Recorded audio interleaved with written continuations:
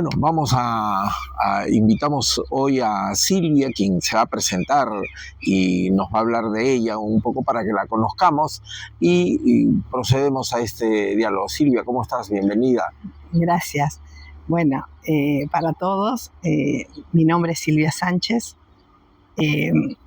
vivo en la ciudad de Pehuajó y soy una ciudadana común que no tiene un cargo político determinado, o sea, no estoy en gestión, soy una militante dentro de lo que es Libertad Avanza.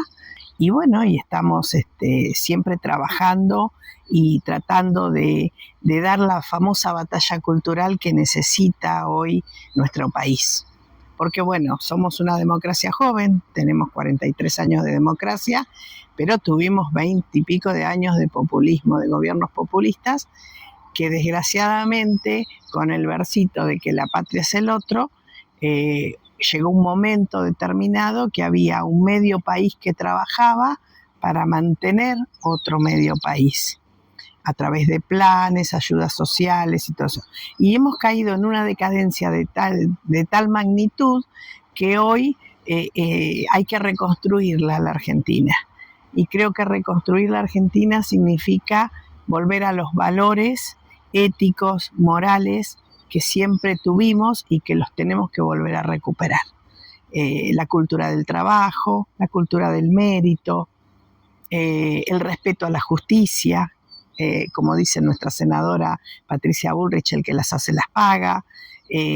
O sea, determinar que vivir en libertad significa vivir en una sociedad en donde está el otro y hay que respetar eso. Respetar las libertades, la propiedad privada, respetar el mérito, la justicia, las leyes, o sea, todo un cambio cultural que habíamos perdido el rumbo.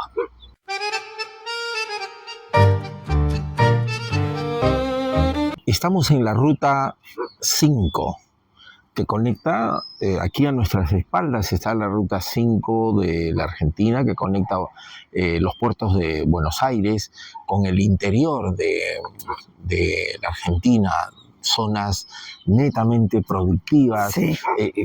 La verdad que a comparación de Perú, te digo que sus niveles digamos, de campos, de zonas de producción son pues una parte mínima de lo que tenemos aquí en la Argentina, donde de casi desde cierta zona del norte todo es verde, a la izquierda y a la derecha, y se pierden en el infinito las hectáreas y miles de hectáreas de producción que hay en la Argentina. Y esa es una pregunta, digamos, de cajón. ¿Qué es lo que ha pasado con la Argentina de ser una potencia, de tener tantas bondades productivas, no solamente en la parte agrícola, porque en algún momento se la denominó el granero del mundo? Vaca muerta ahora con toda la generación de energía. Litio, tierras raras, caray, cosas que a la Argentina le han podido dar, digamos, que continúe ese crecimiento, pero ha habido un declive, en vez de mejorar, ha habido un declive en la Argentina. ¿Qué es lo que ha pasado? Cuéntanos.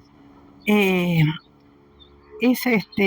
tema es que perdimos el rumbo cuando uno empieza con esas políticas populistas de que la patria es el otro. Entonces, se oprime al que produce, se llena de burocracia un Estado, se engrandece de tal manera el Estado, un Estado benefactor, un Estado que asiste, y se pierde de vista el rumbo, en donde cuando tenemos que tener, porque los países que salen adelante tienen un Estado eficiente, pequeño o relativamente pequeño, pero eficiente, que cumple con las condiciones básicas que necesita la sociedad, que es seguridad, salud, justicia, educación. Punto. Pero cuando vos empezás a engrandecer llenás al Estado de empresas que se transforman por ser del Estado en totalmente deficitarias, hay un contribuyente detrás que le meten la mano en el bolsillo y que sigue y paga y paga y paga, y se empieza a deteriorar todo, porque, por ejemplo, hubo épocas que en el sur se cosechaban peras y manzanas que los productores ni siquiera les convenía mandarlas al puerto por la gran burocracia que había. Entonces se tiraba al río y se perdía a veces enormes cantidades de producción. Y con los granos pasa muchas veces lo mismo. Las obras no las terminan, se roban el dinero, las obras se sobredimensionan. Por ejemplo, la Ruta 5 hace años que nosotros estamos esperando que nos hagan una ruta ancha de doble mano, que puede, porque tiene muchísima circulación, y las empresas, junto con un Estado totalmente corruptible, hacen que las cosas no lleguen a donde tienen que llegar. Entonces las arcas del Estado se van perdiendo y entonces el país se va cayendo. Y parece increíble porque hasta nosotros mismos como argentinos nos damos cuenta que en una seguidilla de gobiernos mal administradores prácticamente nos dejaron en bancarrotas. Pasamos por un default, pasamos por crisis hiperinflacionarias, crisis que realmente nos destruyeron como país. Pero bueno, hablando con vos de una manera que a mí me pareció espectacular lo que me contabas, que tienen muy en cuenta en Perú el respeto a la Constitución. Y acá, desgraciadamente, la política le busca la vuelta para encontrar esos huecos en donde evadir la Constitución. Y tenemos un Banco Central que un día viene el gobierno de turno, entra, le mete a la maquinita, emite descontroladamente, porque tiene que tapar todo un gasto público enorme, y desgraciadamente nos van metiendo en un pozo en donde cada vez es más difícil salir. Entonces, en estos 2 años del gobierno del presidente Milei, hay que recomponer toda una estructura que desgraciadamente destruyeron gobiernos populistas.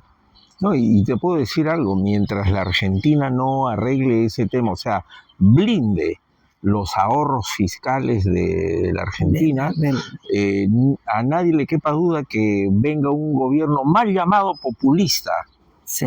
Porque gastarse los ahorros de la casa es para que no tengan futuro. Y es lo que pasó. Exacto. Y otra de las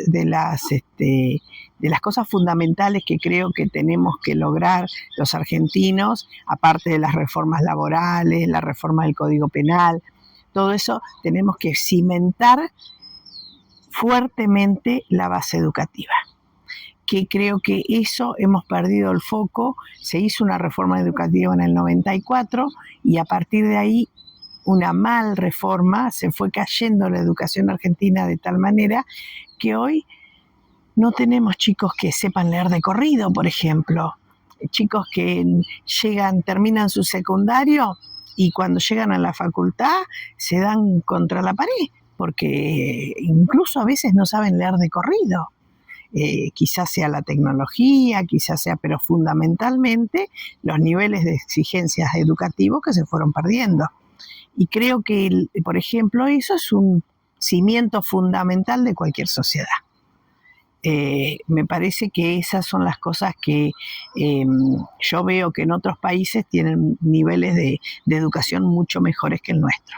Sí, mira, te comento, Silvia, lo que mejor sabe hacer la izquierda es romper la identidad y la historia de los países, porque lo que a ellos políticamente les conviene es contar una nueva narrativa, un nuevo argumento, el tema de, por ejemplo, de clase de género, de la terminología de género. Vulnerar el idioma. Vulnerar el idioma. Bueno, entonces esa narrativa ha ido ganando espacios por los gobiernos de izquierda que actúan en coordinación entre todos. No hay aquí que el izquierdismo argentino se lanza por un lado y el de Brasil o el de Perú. Todo es una cadena coordinada internacionalmente por el Foro de Sao Paulo para hacer lo mismo y una caja de resonancia en toda Latinoamérica y el mundo, lo cual ha deteriorado la educación que se tiene ahora con gobiernos serios, con gobiernos que lo primero que tienen que hacer es cuidar las arcas fiscales. No gastar más. Como toda casa. Claro. Como yo todo en casa. En el hogar no me puedo endeudar más de lo que puedo pagar. Exacto. ¿No? Porque eso es asegurar la estabilidad del hogar y asegurar el futuro de los hijos. Exacto. ¿No? Sí. Bueno, eso es lo que yo siento que en mi país pasó. Tantos años malgastando las arcas públicas, hipotecaron el futuro de nuestros hijos. Y hubo un momento que gracias a Dios se está revirtiendo despacito, muy despacio, pero se está revirtiendo, que es que nuestros jóvenes, los jóvenes preparados, se nos iban del país, porque acá no encontraban un horizonte que a ellos les sirviera para avanzar en su vida. Entonces buscaban nuevos horizontes. Y eso es muy triste, tener un país que no pueda ofrecerle a sus jóvenes las alternativas posibles para que puedan fundar su familia y su vida en su país. Y bueno, yo celebro que había una ola de centro derecha que se está dando en todos los países latinoamericanos y que bueno, quizás la historia es cíclica, pero en este momento creo que la centro derecha, la vuelta a los valores, la vuelta a una educación correcta, al respeto de las leyes, el respeto de las constituciones, todo eso va a hacer que una Latinoamérica sea fuerte. América en sí. A veces cuando uno mira a nivel mundial la decadencia que tiene Europa con los problemas de inmigración que tienen, que están bastante complicados, la guerra con Ucrania, o sea, hacen que hoy celebremos que los hermanos latinoamericanos estemos encontrando el rumbo hacia ideas liberales, libre comercio, propiedad privada, educación de calidad, seguridad, orden. Y el respeto a la vida. El respeto a la vida por sobre todas las cosas.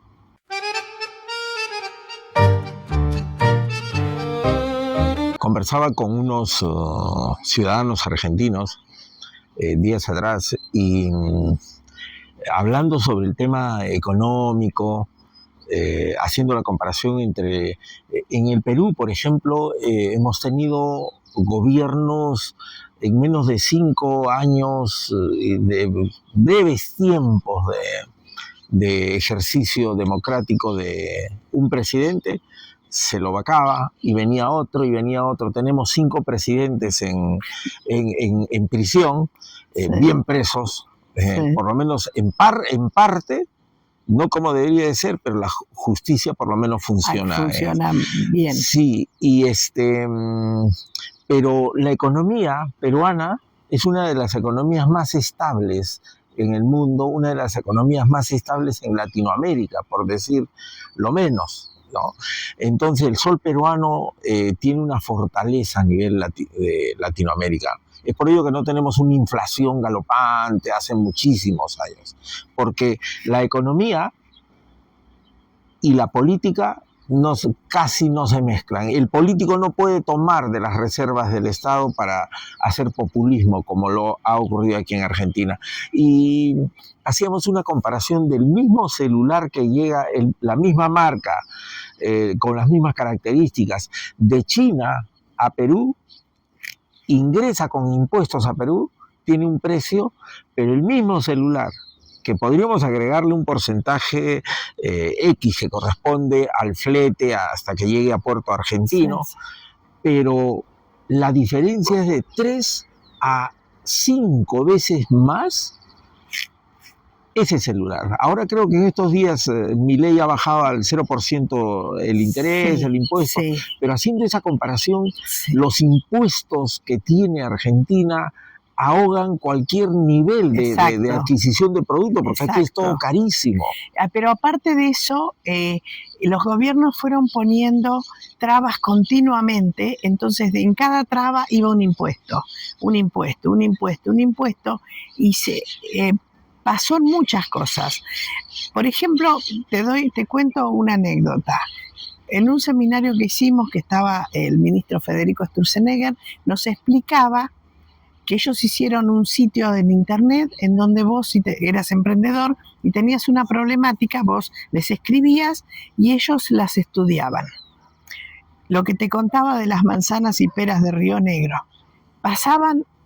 Vienen de Río Negro y pasan varias provincias. Pasan por Río Negro, pasan a La Pampa, pasan a la provincia de Buenos Aires y recién llegan, ponerle que vayan a Puerto Rosario, pasan por Santa Fe también. Entonces pasan por varias provincias.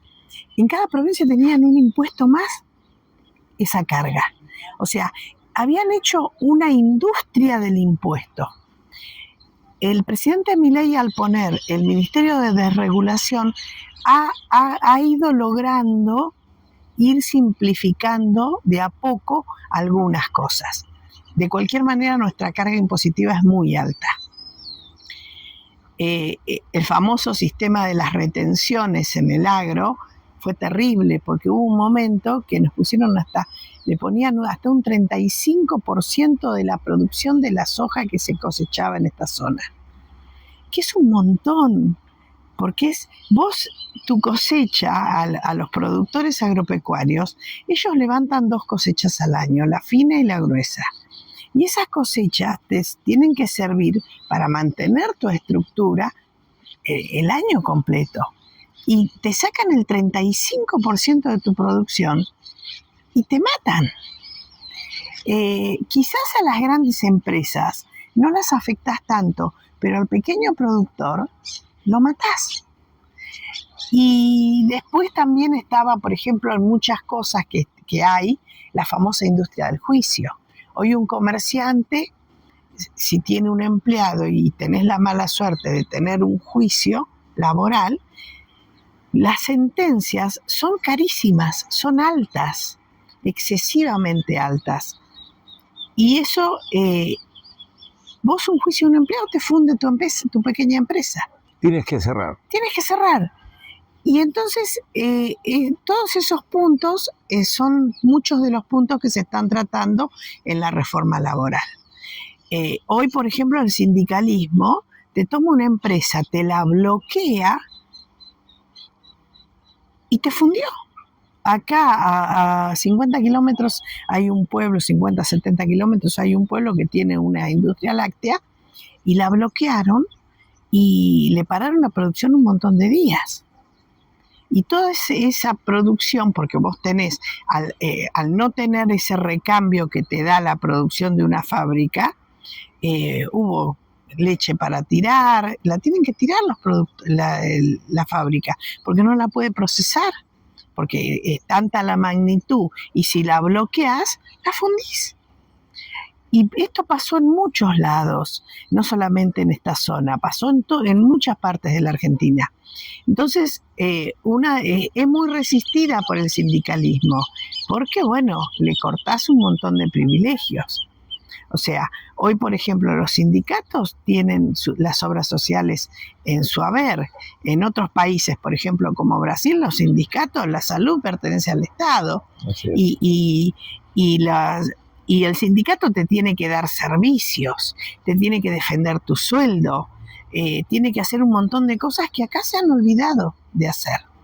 Entonces, quizás se necesiten varios años para hacer las distintas reformas. Creo que ya estamos en el camino correcto y la provincia de Buenos Aires en las próximas elecciones todavía tenemos un gobierno populista en la provincia de Buenos Aires, entonces se nota con otras provincias, se nota la diferencia en la parte de seguridad, en la parte descontrolada de impuestos, o sea, hay muchas cosas que vos vas notando.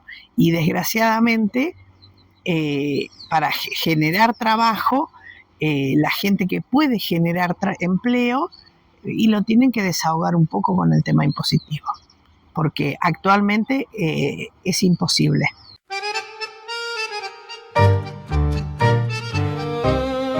Silvia, te comento que en el Perú tenemos elecciones este 12 de abril, o sea, aquí a la vuelta de la esquina.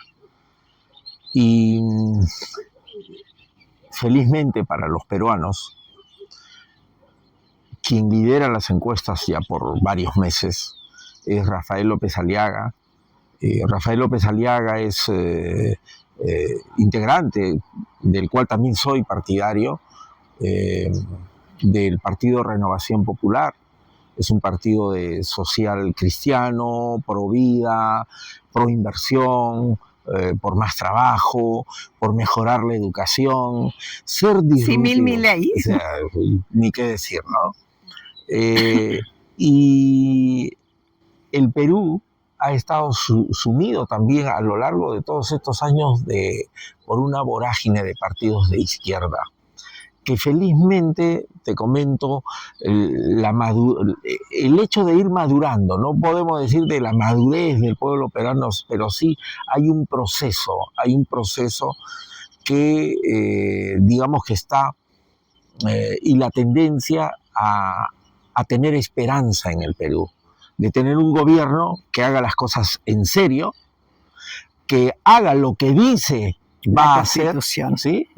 Y que con el respeto a la Constitución y el ciudadano que trabaja, que produce. En el Perú tenemos una informalidad bastante grande, desprotegida por el Estado.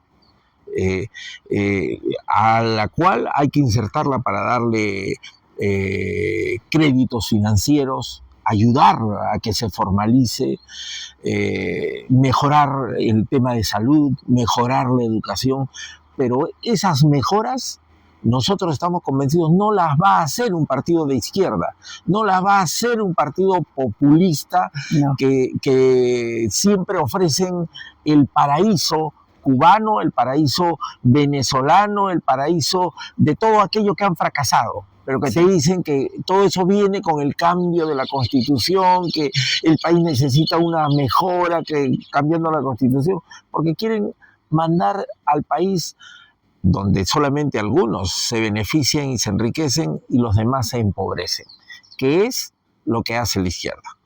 Felizmente en el Perú estamos en una ruta, primero, este 12 de abril, de tener un gobierno social cristiano, de derecha, que tienda a hacer las cosas con seriedad, con responsabilidad, pero con decisión y coraje, para que el Perú crezca, mejore en el tema de seguridad, administre bien sus recursos económicos, porque en el Perú también vamos a cerrar ministerios donde hay una burocracia inmensa, donde se van miles de millones de recursos económicos y se malgastan con carencias en salud, con carencias en educación, con carencias en las pensiones para los jubilados y para quienes nunca han tenido una jubilación. Allá hablamos de pensión 65, se va a mejorar todo ello, etcétera. Una serie de cosas que planteamos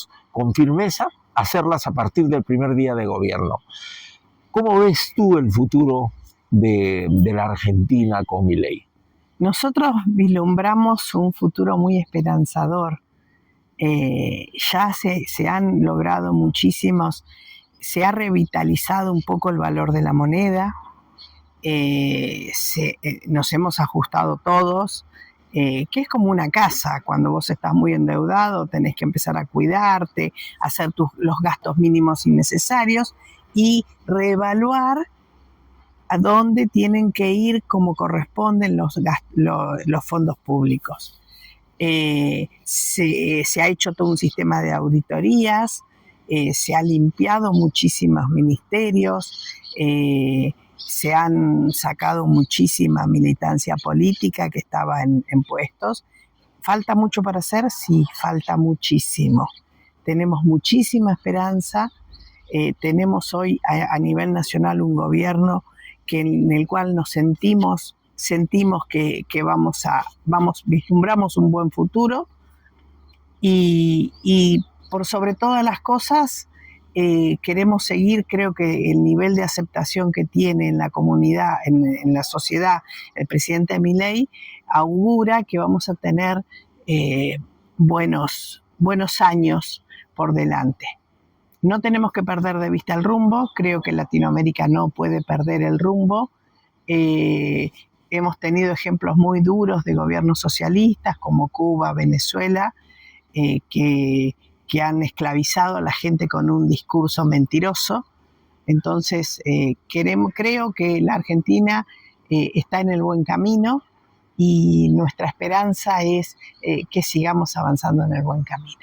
Y te deseamos la mejor de las suertes a tu partido y que Perú pueda tener un presidente como nosotros tenemos a Milei o como El Salvador tiene a Bukele, y que saquen adelante a su sociedad, que es tan importante tener un buen gobierno con coraje, con responsabilidad y que luche por la gente y que no sea corrupto, fundamentalmente, que eso nos hizo mucho daño.